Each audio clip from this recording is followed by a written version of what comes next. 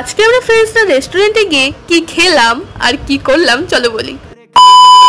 আজকে day 10 healthy food চ্যালেঞ্জের একটা দিন ছিল, বাট আজকের দিনটা হেলদি ফুড না খেয়ে অল্প ভালো ফুড খাওয়ার জন্য আমরা এসে পড়েছি একটা সুন্দর রেস্টুরেন্টে।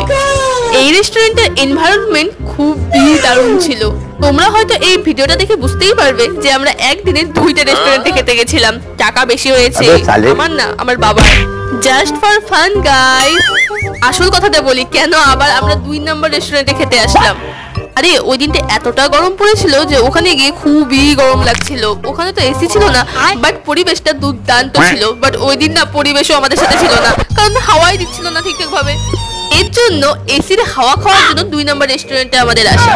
এর জন্য আমরা খুবই কম জিনিস অর্ডার করেছিলাম। আমরা একটা কোল্ড কফি 2 জন খেয়েছি। এই এসির হাওয়া খাওয়ার জন্য আজকে আমার কত টাকা চলে গেল। তাই তোমরা এখন আমার চ্যানেলটাকে তাড়াতাড়ি সাবস্ক্রাইব করো।